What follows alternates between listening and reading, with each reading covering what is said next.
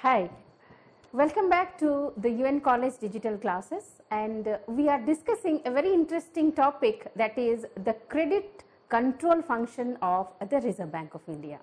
We had already discussed the quantitative methods, and we know that the quantitative methods are those methods or those tools and measures that the Reserve Bank of India is taking or is adopting when it need to control the entire economy. And we also had discussed a bit about the qualitative measures or the qualitative tools, and we know that the qualitative tools are the measures that the Reserve Bank of India is taking to control the specific sectors or the specific sections of the economy, and that is why also we are saying this qualitative techniques and methods as selective methods. So, in today's class we are going to learn the detailed about these qualitative methods. So, let us start. So, the qualitative or selective credit controls, the tools that the Reserve Bank of India is taking, that are moral suasion, regulation of minimum margin, fixation of party-wise ceiling on credit, issue of directives, rationing of credit, publicity, the post-sanction supervision, control and monitoring of credit, direct action, credit monetary arrangements and credit authorization scheme. These are the methods or tools that the Reserve Bank of India is taking, and these tools we are categorizing under the selective credit control method, or which is widely known as the qualitative method. So, we will discuss one by one. First is moral suasion. The moral suasion means the persuasion, and there is no legal compulsion in this regard by the Reserve Bank or government of India, and therefore the success of these measures depend upon the cooperation of the commercial banks. And in India from 1949 onwards, the Reserve Bank has been successful in using the method of moral suasion to bring the commercial banks to fall in line with its policies regarding credit. So, what this moral suasion means, what it is been said, that moral suasion means persuasion. Persuasion means what? That the Reserve Bank of India, as we know, it is the custodian or it is the guardian of the bank. So, it has a moral pressure, we can say, and it is not directly imposing something, but there is a moral pressure with the commercial banks that they will carry out the functions. That is what moral suasion is. Like for example, we can say that when there is something which is said by your parents, like don't eat outside, outside foods are unhygienic. So, when you are taking that, so you have a moral, we can say, hesitation, or sometimes you avoid that, or avoid having any unhygienic food outside, because you obey your parents, or you have a moral pressure, or you have a persuasion of your parents saying. So, that is what the moral suasion exactly what means. So, that is the thing with the Reserve Bank of India. Reserve Bank of India is acting as the guardian or custodian of the banks. So, there is a moral suasion on the commercial banks. So, Reserve Bank of India, neither Reserve Bank of India nor the government of India is directly pressurizing the commercial banks, but there is a moral effect that is restricting the commercial bank for violating any rule and regulation. That is what moral suasion is. Next is regulation of minimum margin. So, in case of advances against commodities subject to selective control, higher margins or prescribed in order to restrict the borrowing capacity of the borrowers, with higher margin a borrower can get less credit from banks against a certain quantity of stock, and thus can finance only a smaller part of it through bank finance. And a higher margin is generally fixed for those borrowers who need for credit is not so urgent, or large flow of credit to whom is likely to aggregate the price situation. Margin, what we mean that you know that margin means the minimum amount of money that the bank are taking with it when they are giving a loan on we can be clear with an example, like suppose you are going to get a loan from a bank. So how the bank is going to pay you, that he need to be assured that you are going to pay it back, and for that paying back capacity, it might get some commodity from you, or there must be some assured value that will be there with the bank, that will make the bank assure that you are going to pay it back, and of the certain amount or of the value that you are keeping as keeping with the commercial bank, the bank is not going to give you the entire money. For example, you are going to keep gold of 1 lakh rupees with the commercial bank, with the bank from which you are going to have the loan. The bank is not going to give you the entire 1 lakh rupees as loan. He is going to take or keep a margin amount. So that margin amount is fixed by Reserve Bank of India, and that margin is going to be fixed according to the priority of the sector. Like suppose the margin amount for this gold loan is 20%. So the Reserve Bank, so the commercial bank is going to keep 20% of 1 lakh rupees as margin amount and is going to pay you 80,000 rupees. So that is what margin is. Now how this margin amount, this increase or decrease in margin is going to affect the credit creation or going to control the credit is like, suppose the Reserve Bank of India feels that the agricultural sector is need to be boosted or more money is needed to be flowed in that sector. So what it will do, it will decrease the margin amount of that particular sector. Like if for gold loans the margin amount is 20% and you are going to get a loan against a 1 lakh value of gold, you are going to get 80,000. Now if in the same case you are going to avail a 1 lakh rupee of agricultural loan and the percentage of margin is 5%, now the bank can give you 95,000 as the loan. So this is how the Reserve Bank of India is going to control the credit in the specific sectors where it need to do that. So that is what this method of regulation of minimum margin is. Next is fixation of party-wise ceiling on credit. The ceiling are fixed keeping in view the crop prospects, supply position and price trends. After the fixation of ceiling of credit on a party-wise basis, since November 1972, banks are required to seek prior permission of the Reserve Bank for granting loans to new borrowers, or increasing the credit limits in case of existing borrowers. Thus, one bank cannot take over a commodity account which is subject to credit control from another bank without seeking prior approval of the Reserve Bank. So, without the prior approval of the Reserve Bank, the commercial banks cannot create this credit. Next is issue of directives. So, the Reserve Bank of India issues directives to banks regarding advances, and directives are regarding the purpose for which loans may or may not be given. Next is rationing of credit, and credit rationing is a selective method of controlling and regulating the purpose for which credit is granted by the commercial banks. And rationing of credit may assume two forms. The credit rationing can be assumed in two forms, and that are the central bank may fix its rediscounting facilities for any particular bank, and the central bank may fix the minimum ratio regarding the capital of a commercial bank to its total assets.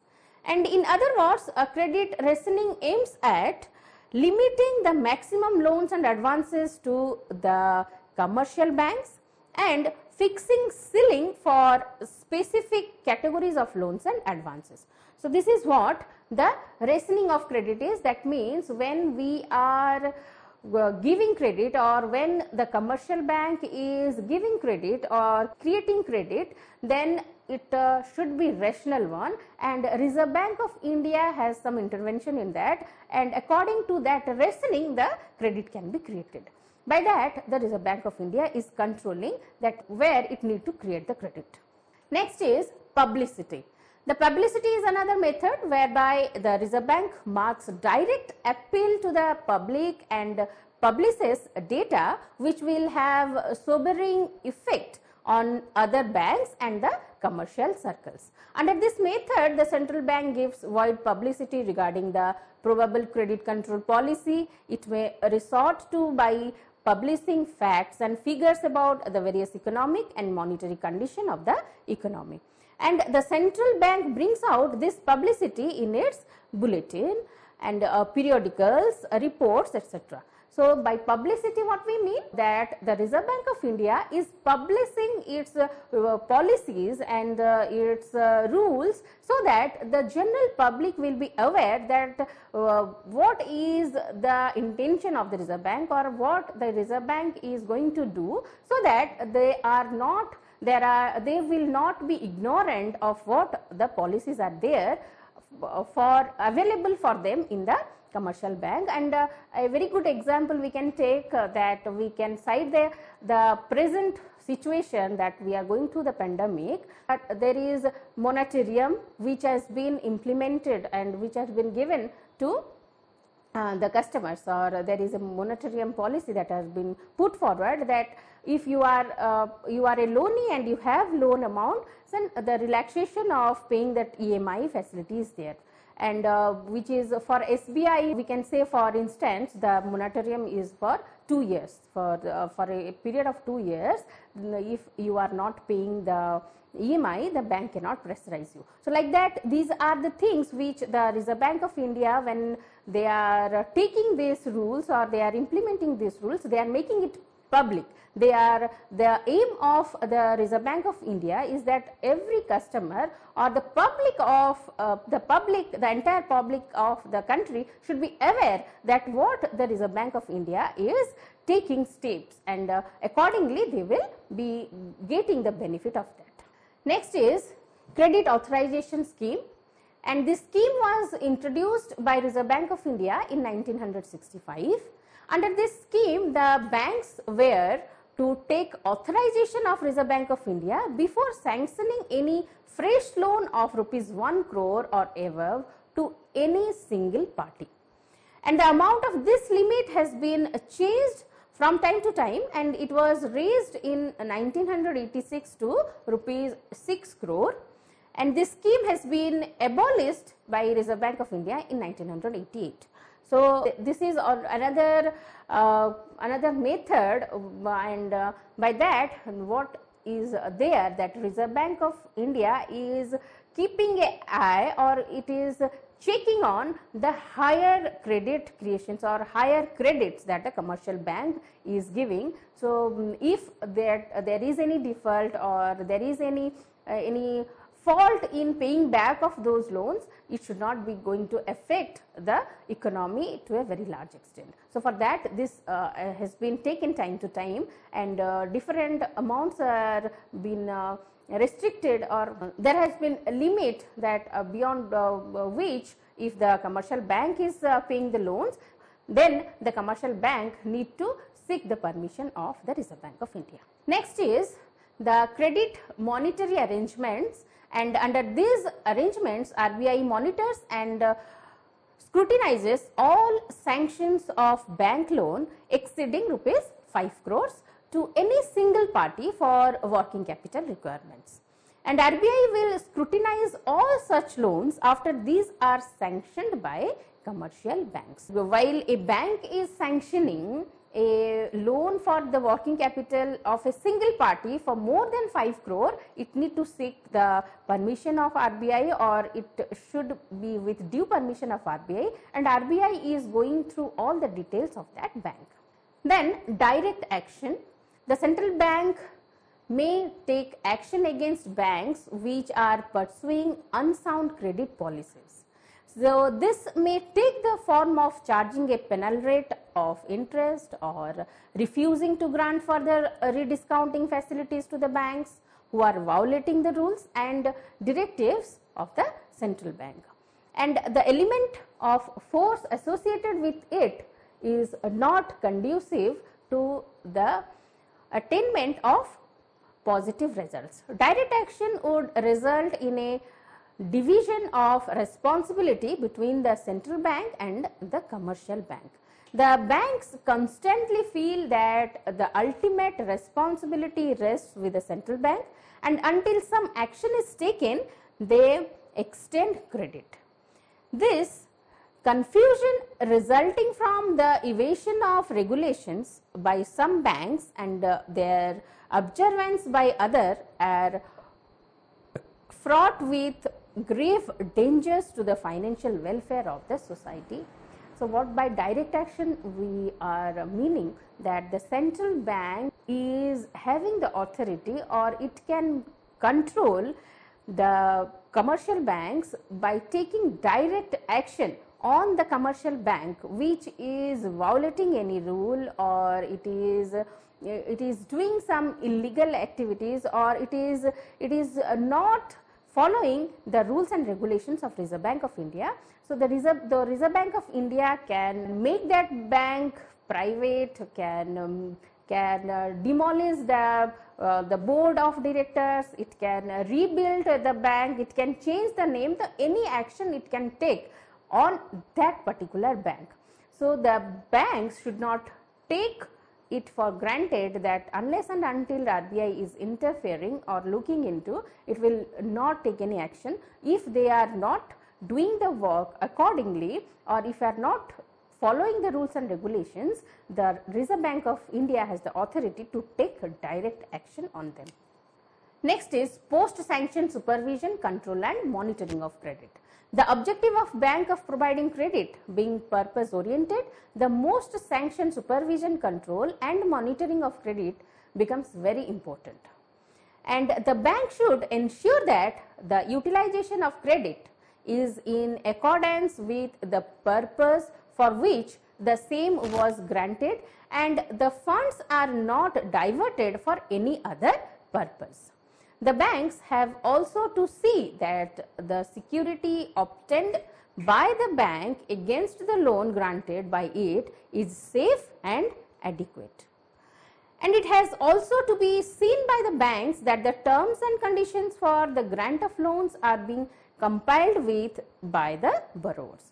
So, by the post-sanction supervision, monitoring and control, what we mean that it should be well monitored, or it should be supervised that the loans that are being sanctioned to the customer that are utilized for the same purpose. So, there should be a cross check, or there should be a monitoring on the loans that we are sanctioning, and also we should, or the bank should, and also check that the margin values that we are keeping, or the bank is keeping, it is authentic one and of the right value, and there are other aspects that the bank should look into that its loan is working for. So, this is what the post sanction monitoring and control of the loan is. So, by that also the Reserve Bank of India is controlling the credit creation. So, if the loan is not been used, or the money that are given for the particular objective, or for the particular section is not working for that, then the Reserve Bank of India can take action. So, that is what this particular objective is. And the supervision, control and monitoring of credit may be divided into these following categories, that are legal control, physical control, financial control, off-site and on-site inspection and supervision. Also off-site supervision by banks. So, by these methods, the bank can supervise, control and monitor its credit. We will see what are these. Legal control, by legal control what do we mean?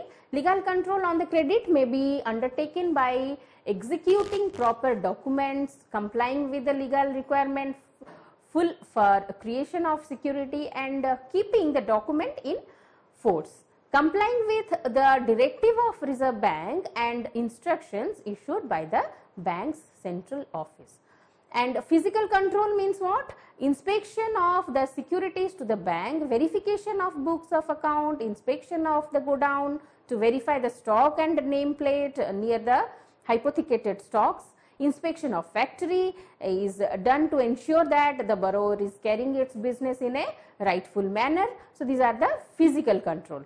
By financial control, what we are saying that evaluation of performance of borrower is done from the financial statements submitted by it and monitoring the utilization of limits through statements, comprehension, a review of credit account, etc. And by offsite and on-site inspection and supervision, we mean that the inspection and supervision of accounts of the borrower may be undertaken offsite or on-site. Offsite supervision means the supervision undertaken at bank's desk level by calling periodical statements and returns, whereas the on-site inspection is undertaken by the bank's staff at the borrower's place of business. And offsite supervision by bank means that the bank undertakes offsite supervision of the borrower by calling the periodical statements and returns from the borrowers and analyze the same to judge the performance of the borrower.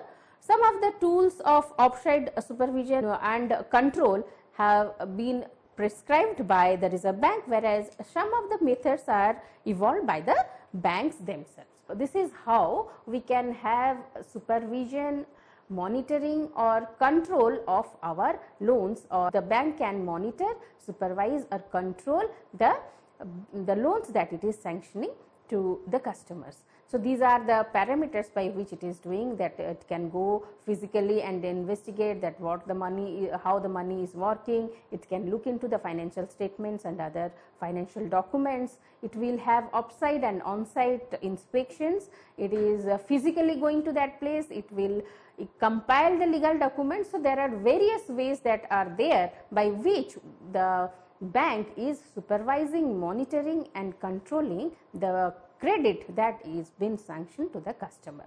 So, this is what these are what the various tools that the Reserve Bank of India is taking show that there will be control of credit, or the credit that is sanctioned to the customer will be properly utilized and ultimately help in the development and soundness of the economy of the country. So, as we know, or as we have said earlier, that there should not be the aggregate demand and supply imbalance. The Reserve Bank of India always try to bring equilibrium in aggregate demand and aggregate supply. Bringing equilibrium in the aggregate demand and supply, there will be a healthy and sound economy, and that is the priority of the Reserve Bank of India. So, this is what the tools of the Reserve Bank of India to control credit, and we have discussed very briefly and in detail about the qualitative and quantitative methods. Thank you.